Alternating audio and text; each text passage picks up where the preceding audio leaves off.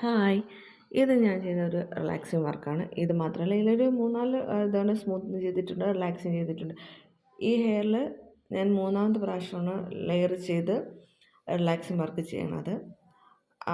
അതേപോലെ തന്നെ സ്മൂത്തനിങ് ചെയ്തത്. ഇത് ഞാൻ പറഞ്ഞു തന്ന വേറൊന്നും കൊണ്ടല്ല. ഇപ്പം നമ്മൾ ഹെയർ സ്മൂത്തനിങ് ചെയ്താലും റിലാക്സ് ചെയ്താലും ഒക്കെ നമുക്ക് എന്താ പറയുക, നമുക്ക് നമ്മൾ പറയില്ലേ ഈ നമ്മളും കൂടെ സൂക്ഷിക്കണം.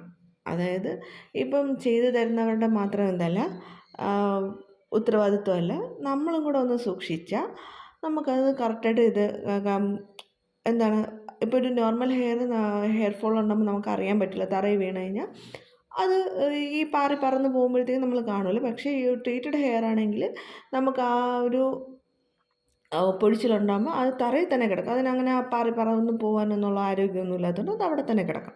അത് നമുക്ക് പൊഴിയുന്നത് എത്രയാണെന്ന് അറിയാൻ പറ്റും. അപ്പം അതിന് നമ്മൾ സ്വാഭാവികമായിട്ടും മുമ്പൊക്കെ ചെയ്യുമ്പോഴത്തേക്കും നമ്മൾ മുടി വലിച്ച് കെട്ടാൻ പാടില്ല, എടുക്കാൻ പാടില്ല എന്നൊക്കെ പറയുമല്ലോ. ഇപ്പോഴത്തെ സിറ്റുവേഷൻ അനുസരിച്ച് നമ്മളൊരു ക്ലിപ്പെങ്കിലും ഇടാൻ കുഴപ്പമില്ല എന്ന് പറയും. പക്ഷേ എന്നും പറഞ്ഞാൽ വലിച്ച് പിടിച്ച് കെട്ടാനോ ടൈ ചെയ്ത് വയ്ക്കാനോ ഒന്നും പാടില്ല. പിന്നെ ഇതെല്ലാം കെമിക്കൽ ട്രീറ്റ്മെൻറ്റാണ്, നമ്മൾ സൂക്ഷിക്കും പോലെ ഇരിക്കും. ഇപ്പം കെരാറ്റിനും ബോട്ടോക്സ് അങ്ങനെയൊക്കെ പറയുന്നതായാലും ഇപ്പം നമ്മളിപ്പോൾ ഇതൊക്കെയെന്ന് പറഞ്ഞു കഴിഞ്ഞാൽ സ്മൂത്തനിങ് എന്ന് പറഞ്ഞാൽ നമ്മൾ വാഷ് ചെയ്തിട്ടൊക്കെയാണ് അയൺ ചെയ്യണത്. മറ്റേത് ക്രീം വെച്ച് തന്നെയാണ് നമ്മൾ അയൺ ചെയ്യണത്. അതിൻ്റെ ഒരു ഇത് വരണുണ്ട്.